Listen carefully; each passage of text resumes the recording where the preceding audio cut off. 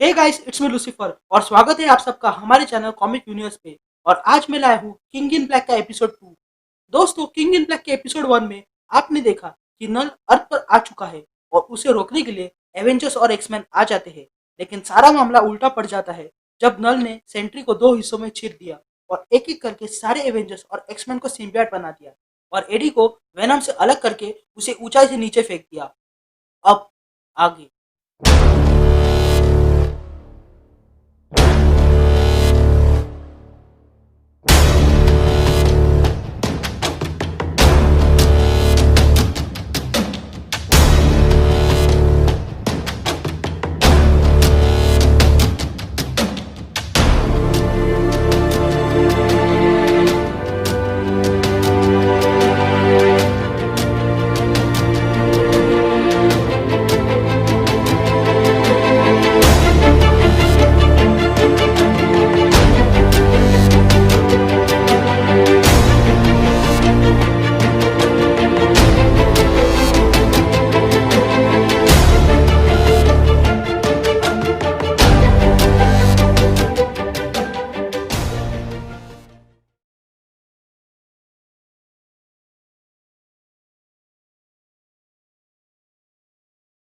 कहानी की शुरुआत में हम देखते हैं कि एडी ऊंचाई से गिरकर सीधा आके कार से टकराता है और टकराने पर बड़ी जोर से आवाज आती है और इसी के साथ एडी के शरीर की सारी हड्डियां टूट चुकी थी और मरने वाला ही था। तभी उसे स्पाइडरमैन देख लेता है और दौड़ते हुए एडी के पास आता है और एडी से कहता है, नहीं नहीं नहीं नहीं, ऐसा नहीं हो सकता, मुझे आने में काफी देर हो चुकी है, तुम इसे मर नहीं सकते, तुम्हें बात करनी होगी मुझसे।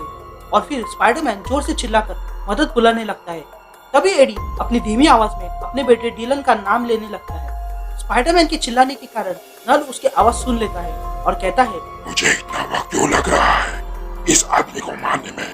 यहाँ स्पाइडरमैन एडी से कहता है, मैं जानता हूँ कि तुम्हें बहुत दर्द हो रहा है, लेकिन मैं तुम्हारे लिए मदद ला रहा हूँ। लेकिन नल ने सबको मार डाला है और यहाँ कोई नहीं बचा है। लेकिन तभी स्पाइडरमैन को अंदाजा होता है कि कोई उस पर अटैक करने वाला है और इसलिए वो तुरंत नीचे झुकता है और अगले ही पल उस पर साइक्लॉप्स अटैक करता है। और तभी स्पाइडरमैन को पता चलता है कि नल ने उन सारे हीरोज को मारा नहीं है, बल्कि उन्हें सिम्बियोट्स बना दिया है। ये सब देखकर स्पाइडरमैन तुरंत एडी को उठाकर वहाँ से भागने की कोशिश करता है। लेकिन तभी वहाँ पर सिम्बियोट ड्रैगन को मारते हुए ह्यूमन टॉर्च आ जाता है और स्पाइडरमैन से कहता है कि वो ये संभाल लेगा और वो एडी को लेकर फैंटास्टिक लैब में चला जाए। तभी स्पाइडरमैन जॉनी से कहता है कि पागल मत बनो, आके इनका कुछ नहीं बिगाड़ सकते। जिस पर जॉनी कहता है, ऐसा है तो नोवा ब्लास्ट उसके अंदर के लोगों का कुछ नहीं बिगाड़ सकता, लेकिन तुम्हें काफी वक्त मिलेगा यहाँ से एडी को ले जाने में। ये सुनते ही स्पाइडरमैन कहता है, जॉनी तुम उसके सामने थोड़ी देर भी टिक नहीं सकते, वे लोग तुम्हें भी अपने जैसा बना देंगे। जिस पर जॉनी कहता है, जानता हूँ, लेकिन जाने से पहले मुझ पर एक एहसान करना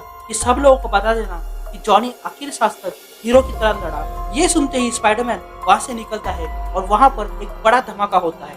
यहाँ स्पाइडरमैन एडी को लेकर फैंटास्टिक फोर के लैब में आ जाता है, जहाँ पर उसे जेन फॉस्टर मिलती है, जो अब एक वैल्करी बन चुकी है। स्पाइडरमैन जेन से पूछता है कि एडी को कैसे ठीक किया जा सकता है, जिस पर जेन उसे बताती है कि उसके पास ऐसी शक्तियां है जिससे वो जान सकती है कि कौन मौत के करीब है और फिलहाल एडी भी मौत के करीब है और तुम्हें उसे बचाना है तो तुम्हें जल्द से जल्द कुछ करना होगा, क्योंकि अब उसे जाना होगा, क्योंकि सेंट्री मर चुका है और उसके आत्मा को वैल्हैला में पहुंचाना होगा। और ये कहकर वहाँ से चली जाती है। यहाँ डीलन बंकर में बैठकर टीवी देख रहा था।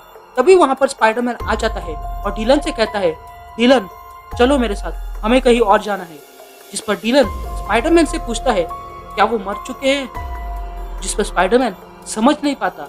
तभी डीलन फिर से कहता है, क्या डैड मर चुके हैं? जिस पर स्पाइडरमैन कहता है, नहीं, मैंने जब देखा था तब तो नहीं, लेकिन तुम्हें यहाँ से जाना होगा। और फिर स्पाइडरमैन डीलन को लेकर फैंटास्टिक फोर के लैब में आ जाता है, जहाँ पर मिस्टर फैंटास्टिक और सुजन स्ट्रॉन्ग कुछ जांच कर रहे थे और उनका साथ दे रहे थे जेन फॉस्टर और ब्लैक पैंथर। तो वही ब्लेड प्रोफेसर एक्स और मैग्नेटो से बात कर रहा था। तभी ब्लेड प्रोफेसर एक्स से कहता है कि वो अपने यहाँ के दरवाजे खोल दे ताकि उन्हें ज्यादा से ज्यादा मदद मिले, लेकिन प्रोफेसर एक्स और मैग्नेटो दोनों भी मना कर देते। तभी बीच में स्पाइडरमैन बोल पड़ता है कि एडी की हालत अब कैसी है, जिस पर मिस्टर फैंटास्टिक कहता है कि एडी की हालत में अभी भी कुछ सुधार नहीं हुआ है, लेकिन फिर भी वो कोशिश कर रहे हैं। जिस पर ब्लैक पैंथर मिस्टर फैंटास्टिक से कहता है कि तुम्हें जो भी मदद चाहिए वो मिलेगी, क्योंकि पूरा वकांडा तुम्हारे साथ है। लेकिन क्या हम इन्फिनिटी स्टोन या फिर कॉस्मिक क्यूब या फिर अल्टीमेट न्यूलीफायर का इस्तेमाल नहीं कर सकते इसके खिलाफ, जिस पर ब्लेड कहता है तुम तो उसे बहुत ही सीरियसली ले रहे हो। जिस पर ब्लैक पैंथर ब्लेड से कहता है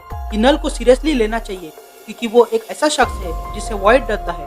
उसने सेलेस्टियल को खत्म किया और सेंट्री को भी, और वो आधे से ज्यादा एवेंजर्स और एक्समैन को सिम्बियोट बना चुका है। तभी वहाँ पर नेमर आ जाता है, जिसे देखकर ब्लेड कहता है कि इसे किसने बुलाया। तो वही नेमर को देखकर मिस्टर फैंटास्टिक सुजन से पूछने लगता है, लेकिन सुजन कहती है कि हमें नेमर की मदद लगेगी। तभी नेमर अपना ट्राइडेंट नीचे जमीन पर मारते हुए कहता है कि उसके लोग काफी युगों से लड़ते आ रहे हैं और तुम लोगों ने इसकी शुरुआत की है, और अब इस जंग में मेरी सेना भी तुम्हारी मदद करेगी। तो क्या किसी के पास कोई प्लान है? जिस पर टोनी आगे बढ़ता है और कहता है कि मेरे पास एक प्लान है। तुम लोगों को अटपटा लगेगा, लेकिन मुझे एक सिम्बियोट ड्रैगन चाहिए। मैं जानता हूँ कि हमें एडी की जरूरत है क्योंकि वो एक ही ऐसा इंसान है जो हमारी मदद कर सकता है नल को हराने में, और उसे एक ही चीज बचा सकती है और वो है सिम्बियोट, और मैं जाके वही लेने वाला हूँ। फिर आयरन मैन आगे बताता है कि सबसे पहले नेमर को जाके मरीना ट्रेंच की गहराई में से किसी को जगाना होगा, और उसे कहते हैं ब्लैक टाइड।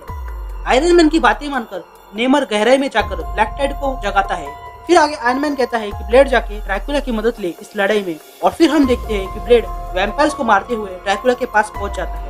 फिर आगे आयरन मैन कहता है कि हमें हमारे नए बने हुए मेयर की भी मदद लगेगी, और हमें किंग पिंग दिखाई देता है। फिर आयरन मैन जल्दी से सिम्बियोट ड्रैगन के मुंह के अंदर घुस जाता है और कहने लगता है कि मुझे इसके डीएनए तोड़कर फिर से बनाना होगा, और इसके लिए मुझे एक्सट्रीमिस्ट प्रोजेक्ट की जरूरत लगेगी। एक्सट्रीमिस्ट प्रोजेक्ट के जरिए टोनी का काम बन रहा था, लेकिन फिर कुछ अजीब सा हो जाता है और वो जोर से चिल्लाने लगता है। फिर सीन शिफ्ट होती है और हम डिलन को देखते हैं जो एडी के पास खड़ा था, लेकिन तभी वहाँ पर टोनी आ जाता है और उसका सूट काफी खराब हो चुका था, और वो कहता है कि मुझे पता नहीं कि नल को कितना देर लगेगा ये जानने में, लेकिन फिर भी मैं एक सिम्बियोट को लाने में कामयाब हो गया। और ये कहकर टोनी उस सिम्बियोट को एडी पर छोड़ता है और कहता है कि उम्मीद करता हूँ ये काम कर जाए। लेकिन जैसे ही सिम्बियोट एडी पर गिरता है, वैसे ही एडी के साथ कुछ अजीब सा होने लगता है और वो सिम्बियोट बेकाबू हो जाता है। ये देखकर टोनी कहता है नहीं, ऐसा नहीं हो सकता, नल इतने जल्दी नहीं जान सकता। तभी मिस्टर फैंटास्टिक कहता है कि हमें जल्दी से इस सिम्बियोट को एडी के शरीर से निकालना होगा क्योंकि एडी की धड़कनें कम हो रही है। लेकिन तभी डिलन को गुस्सा आ जाता है और वो अपनी पावर्स का इस्तेमाल करते हुए उस सिम्बियोट के चिथड़े उड़ा देता है। ये देखकर टोनी कहता है कि तुम्हारे पास तो पावर्स है, इसका मतलब ये है कि तुम हमारे काम आ सकते हो। लेकिन तभी मिस्टर फैंटास्टिक देखता है कि वो आवाज ईकेजी मशीन से आ रही थी, जो देखकर ये बात साफ हो रही थी कि एडी अब इस दुनिया में नहीं रहा है और डिलन के पास कुछ भी नहीं बचा था सिवाय रोने के।